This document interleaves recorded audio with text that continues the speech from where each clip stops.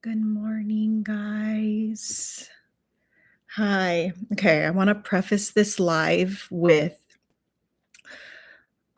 this is not my normal live where I'm going to talk to you guys. This is more for me and like a little like video diary entry because I'm trying to process my thoughts about everything that has happened in the last 2 days. There's been a lot of things that have happened in my personal life and I kind of like I just felt like I needed to hop on a live and kind of just discuss it for myself.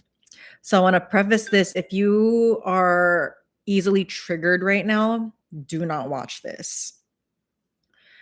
I'm going to talk about the C word and people passing away. So if that is super triggering for you, please do not watch this. Go protect yourself. But yeah, as my title suggests, life is lifing. Um, Okay, again, trigger warning. If you're super sensitive right now, we do get very sensitive to everything in this journey. That's how it started. So please do not watch it, please. I mean, I don't mind if you do, but yeah, I want you to feel safe. And if you can't handle it, then yeah, no, please, by all means, go. But if you're still on here, in the last 2 days, I discovered that a loved family member, young family member, she got diagnosed recently. She's actually like in emergency right now. She's been there for like a couple days getting all kinds of tests, but she's been diagnosed with the C word, which was really shocking. And we are her only family up here. So we've all the family's been kind of optimizing, uh, um, mobilizing around her, because out of town family's been flying in. And yeah, I've been kind of far removed from all of that. My poor sister. My sister there was one day she literally was on the road driving people, picking people up from the airport, going to the hospital, all that stuff, from 5 a.m. to like 9 p.m. Like she had a day. And, um, that was hard to deal with in and of itself, but also knowing like I'm the oldest daughter. And, when you're the oldest daughter, you've been conditioned your whole life to be the go-to person, like, and it's a desire that you have, like, as the oldest person, like you want to be there for people, you want to help people, um, you want to be able to drop everything and, drive, help out, do whatever. But when you're on the mind body journey and you're rewiring, from chronic symptoms, and then I have my kids, it's not like how it was before where I could just kind of drop everything and you know what I mean. So that, unfortunately, that all fell on my sister, and I did feel a lot of, not guilt, but just this like, sheesh, like I can't like do much just because of my own circumstances, or I can't really do what I would like to do and what I would have done in the past, if you know what I mean. So um it was weird sitting in that discomfort. Um but also, like, practically speaking, it would have even if I wasn't dealing with this health stuff, right? Like, it would have required an immense amount of movement, for me to drop everything and like find a babysitter for my kids who's going to pick them up from school. So, it was like really different. So this whole situation just brought up a lot of things for me where I realized like it's not it's like the circumstances are so different now. So there was that. And then and the thing about this family member, would talk to her, like she knew what I've been going through in the last couple of years, and I would talk to her about, and she's an oldest daughter too, a lot of childhood trauma, chaotic environment, surely attachment issues, attachment wounds, I should say, because they're not really issues, right? These are just like hurts and wounds that we buried for so long, and then body starts speaking up. So I would talk to her about the mind body connection. So to hear her going through this now, her C word journey, I'm just like, and she's so young. It was really triggering. And then that happened. Um, the following day, and we're getting text updates and all the, and just, she's sending screenshots of like her test results and stuff like that. And then you guys know, if you're going through the mind body recovery journey, you've since, like for me, I've since avoided the doctors, like any medical stuff. Like I'm just like, no, I'm going to stick to my lane. I'm doing mind body, right? So then you're kind of like hit in the face with all these things, it's super triggering, but like, yeah, apparently she's had like on and off chronic symptoms for over a year, and this is the result. So of course it's super triggering for me, because then I felt my brain wanting to spiral and go, okay, maybe you need to go get checked, But as of now, I've kind of just made peace with, no, I'm just gonna stick to my lane right now with what I'm doing. So there's that. And then another thing, I discovered that um a dear friend, I would say she was in the acquaintance slash friend bucket, because our sons were best friends in kindergarten, and we actually spent a lot of time together just kind of hanging out, because we had to wait. We had to pick up our sons from kindergarten, and then they had a different and then our oldest children had a different release time. So we had to like hang out for half an hour to an hour depending on the day, together after school, after or to wait for our oldest children to come out. And so we hung out a lot every day, and this was 2-3 years ago now. But like when you're like parent friends, because you're kind of friends you're kind of connected by default because your kids play together all the time. So it was like that. It was very cordial. And then she went on her C journey also, and I kind of like watched. She was like vibrant and healthy, I would say, at least more than me. I felt so decrepit, and she's all jumping around and playing with the kids and like happy, and I'm over here like pretending I'm okay. You know what I mean? Like pretending I'm okay, but I'm really like not, you know? So anyway, that was all through the kindergarten year. We went to their house and went trick-or-treating with them.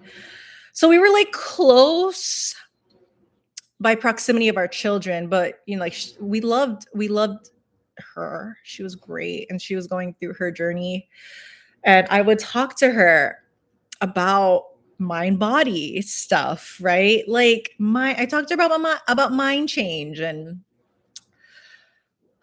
she was receptive to it, but she was in the deep throes of the medical system, of course. So I get it, but she was like the warmest, sweetest person. And then I didn't and then our kids split up in the first grade. They went to different classes, so then I barely saw them, and this is now 2 years ago. So barely saw them, and then I knew she was going through treatments, and I didn't want to bother her. I was going through my own thing, I just kind of wanted to give her and her family space. And then my life was busy, everyone got busy, and then I just saw them less and less. And so I just kind of went on with my life. um and I didn't know, but then I started to like not see her, and then I started to not see her family. Like I would see her husband, I would see her kids every once in a while, just through passing and stuff. Well, I just found out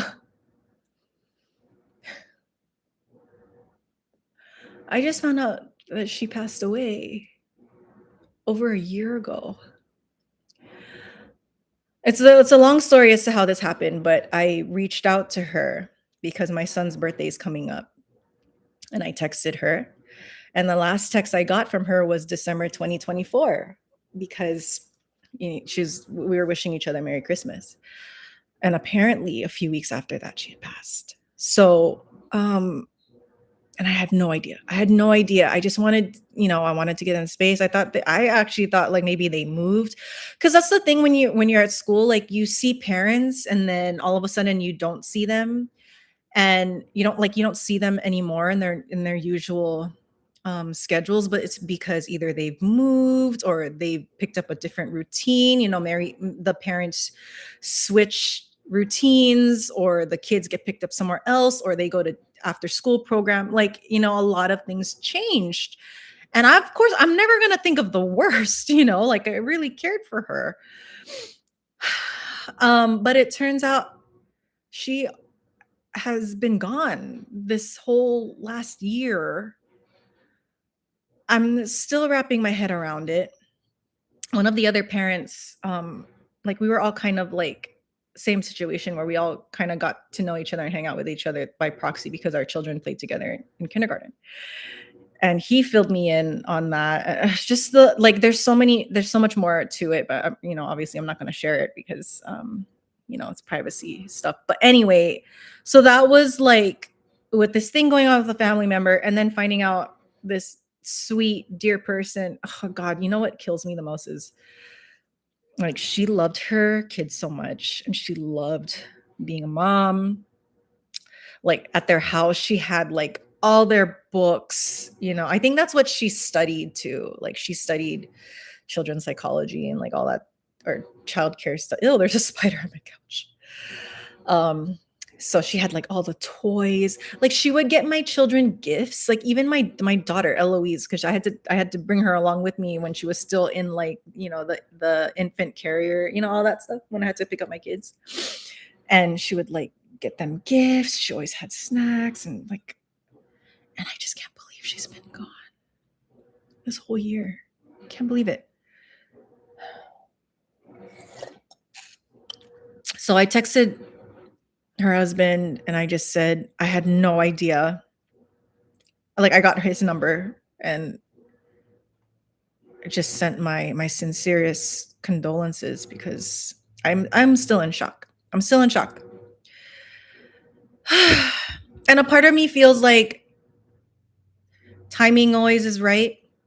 Maybe I would not have, maybe like when it did happen last year, maybe I wasn't in the right mind frame, you know, to like work through that. I don't know, Either way, long story short, I'm really, really sad. I am really, really sad, you guys. Um, yeah, life is lifing. Um, and then we went to my niece's 18th birthday party. It was a big like cotillion style birthday party. And with everything that was going on in the last 2 days with me personally, like emotionally, obviously symptom wise, I was really debating not to go, but I knew I had to go. And she had asked me to say like a quick speech for her. I had that prepared, and so we went. We had a blast. It was a real like one of, if not the best 18th birthday party I've ever been to. It was very, very organized. Um, Everything, it was quality over quantity, because sometimes when you go to parties or weddings, even it was like a wedding, to be honest. When you go to parties, like sometimes speeches go too long and it's cringe and there's lulls. This was perfect. Like everything was planned perfectly and executed perfectly. I will say, when it was time for my speech was coming up, oh my God, I've never had anxiety that bad before. Never, ever in my life. And I was almost to the point, like, and here's the thing, over my journey, I've performed. I've done like, I did my sister's wedding. I did my sister-in-law's wedding, Disneyland, like all that stuff.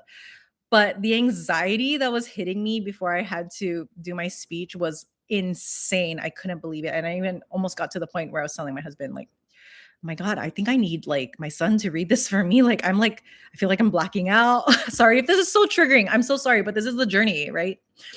Like I did. I was like, my eyes were going blurry, heart was thumping, like it was crazy. I was like, what should I do? But I noticed the panic when that kind of stuff happens. My panic was not nearly as much as it has been before, but my God, the bodily sensations, I was freaking out. And I was like, why, Leanne? Why are you so freaking out? This is like a 2-minute speech, you know? Um, so yeah, that was wild. But I was like, you know what? This is how it is. My body's trying to regulate right now. Right now, it thinks it's in danger just because you're gonna have to go up on stage and do a 2-minute speech. Oh my God. But I did it anyway. And I've never had my legs shake. Like my hand was shaking so much that I couldn't read my paper. It was like this. Oh my God. And my legs were hella shaking. I've never experienced that before. I've been on stages like pretty much my whole life. This is a 2-minute speech. And I was a shaking girl. I don't know. But thankfully my voice wasn't shaking. So, I think I don't know. I don't want to watch the video of it. I know people took video of it. But um if my shaking was visible, oh well. I what are you gonna do, right? This is the journey. This is how it's gonna go. My body just needed to dispel old emotional energy. Okay. But either way, I'm happy I did it. Did not pass out. It's so ridiculous. And then after that, after it was done, I walked over to my table and calm. My body was calm. And I was like telling my body, sheesh, that was all you were concerned about was this 2-minute speech. Like, what?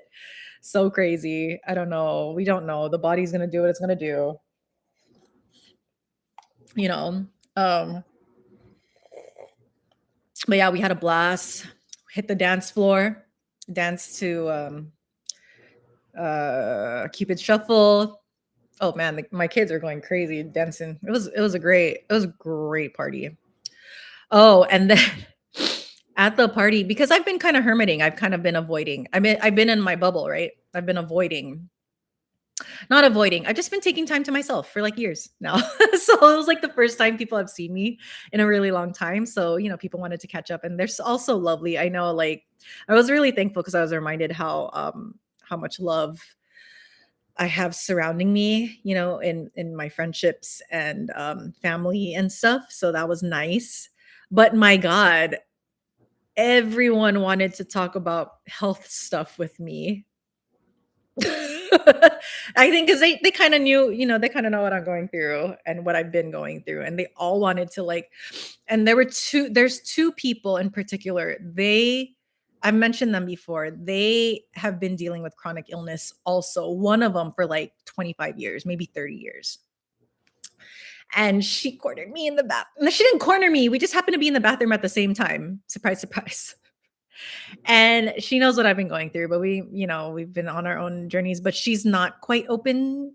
No, no, she's open to mind body, but not in because she's been so much in the medical system. Like, can you imagine, right? She's been dealing with chronic symptoms for like 20, almost 30 years. And 20, 30 years ago, I mean, there was Sarno, right, for TMS, but um, she did, I think until now, she's still doing the medical route. And, she's been doing CBT and all that stuff. So that's kind of good, but not the whole like rewiring your brain part. She's not there yet. She's still very much in the medicalized, and I get it. It's fine. It's fine. But I've kind of shared with her how I'm going about, excuse me, burp, how I'm going about my healing journey. And she was polite. I mean, I can only imagine, right? Because she's been through so much medicalization. Um, that she's like kind of open to it, but she's sticking to her lane. Fine, totally fine. But yeah, she wanted to talk to me about like her health stuff. And I was just like kindly, just kept it brief. And I just kept telling her, like, I'm just doing what I'm doing. And there's so many things in my life that has healed and is healing relationships for sure, my marriage, yes. And I think that's all contributing to it. And then as who says it? Howard Schubiner. I think Dr. Schubiner says the body is the last thing to change or like to update. He says something like that. Like you make all these internal changes first, like mindset, rewire your brain first, and then the body will follow, and it's the last thing. So that's kind of just what I told her. I was like, I can see how there's been so much healing in me internally. I'm just waiting for my body to catch up. And she wanted to like keep talking about it, and I can tell, I have known her for at least 10 years, I think. I can tell how much she's healed also. Um, Especially coming out of, as we do, right? We're coming out of a victim state. I can see how much she's changed too, which is really, I'm so happy for her. But yeah, I was like, everyone wants to talk to me about health stuff. Yeah, there's another girl. She's fairly new dealing with chronic illness. Maybe it's been like 2 years for her now. And she wanted to talk to me about like the medications that she stopped and how she's getting better. And like, she's like, I recommend this medication. And I'm just like nodding along, like, okay. So there's like so much grace that comes with this. But you know what? I think my biggest takeaway, other than, obviously being with family and celebrating my niece who I love so much, she's fantastic. And I'm so proud of her, and to see her step into adulthood. So proud of her. So there's all that going on. And I was just proud of myself because I was like, before, actually, no, 2 years ago at my niece's 16th birthday party, I spent the whole evening. I had to give a speech for that, for her party too, at that time, but I wasn't as shaky. I wasn't shaky at all. This time I was really shaky. It was super weird, but okay, buddy, do what you need to do. Um, but at her 16th birthday party 2 years ago, I spent the whole night talking to that girl, my friend, who I was she was trying to talk to me about her health journey, like, catching each other up on it in the bathroom. But we talked that whole time about health stuff. So it was really nice 2 years later to recognize that I don't want to talk about that stuff at all with anyone now. Because I'm trying to, like, I'm not trying to put any more weight or attention on that specific part of my life anymore. So that was really liberating for me because I was like, oh, you are changing. Like, you don't want to talk about this stuff. And the crazy thing is, I recognize that everyone was talking about health stuff. Like the small talk chatter, right? Like, yeah, more often than not, I would say half of the time it was people talking about what ailment they're doing and what they had to talk to their doctor about, and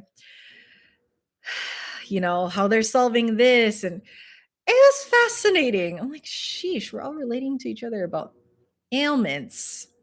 So it's just nice to be aware that, we're, at least I'll speak for myself, I'm moving away from that, and we're just like talking about other things in life, because I get it though, health is wealth, you know clearly, if you're on this journey, if you have a health issue, it's like right there in your face, like you feel it in your body. you know Mm. So I totally get it, but that was the victory for me last night, was not only just like thoroughly enjoying being there and just loving everyone and my niece, and just being an active contributing participant in the whole thing was fantastic, without faking it too, because I do, like, when you get in, you start to, through this journey, you're starting to become your authentic, like really true self, where you can just be present and you can just enjoy whatever is there and whoever is there, and just loving on each other. It was like that last night, so that was great. We had a blast. um what was I saying about that? Yeah, it's just like, I do feel myself, I think I mentioned this in the previous video, like, I am slowly coming out of my hermit period. um and I honestly, I can't wait, because there's so many people who just need like so much love from embodied people, people who have been through it, people who understand the stakes of um if someone's really struggling and they're really at the end of their rope and really all they need is love, attention, care, but from genuine, authentic, embodied people. And that's the difference because it's totally an energy thing. You know what I mean? But I feel like in order to have that energy, you do need the brain rewiring, you do need the mind change, the mindset change, you do need a regulated nervous system because you can feel it. Like I know, so especially if you're highly sensitive, now I'm noticing like I can feel if someone is safe, if someone's embodied, like when you're in their presence or if you're you're speaking to them and you're interacting with them, like you can kind of feel their nervous system. I don't know. Do you guys agree? Because I feel like I can now. Like I can tell. Um, yeah, like, I can feel who's embodied and who's genuine and who has much to embody still. You know what I mean? Like, and it's not a judgy thing. It's a feeling. It's a feeling. So yeah.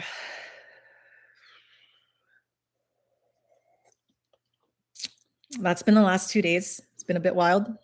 It's been a bit wild. Um and not in a like devastating way, although there is devastation and heartbreak, especially with hearing about health stuff and oh god, especially my friend who passed away a year ago. Like, can't believe it. Can't believe it. Still clearly I'm still processing that. So uh yeah, I think it's just like sitting in all that's coming up and allowing all that's coming up, you know. Um and then just continuing to move through life with grace and all that comes with it. Life is lifing. Life is lifing. And then in the midst of all this, I got promoted at work. You guys, life is a roller coaster. Oh man. Yeah, life is a roller coaster. All the ups and downs, my goodness. When you're younger, like in your 20s, even when you're a teenager in your 20s, like life, like conceptually and theoretically, that life's gonna throw curveballs. But I'm just like, I feel like now, to me, adulthood is just this true surrender to the fact that life was going to relentlessly throw you curveballs. And it's all about building resilience to those curveballs that will determine your quality of life, is what I'm finding. Because there is a part of me that is it's a small little quiet part of me now. But there's a part of me that is kind of like, oh my God, can I catch a break? Right. I mean, not even like that's just like a passing, that's an old Leanne thing. But I do, she's still there. She's still right there.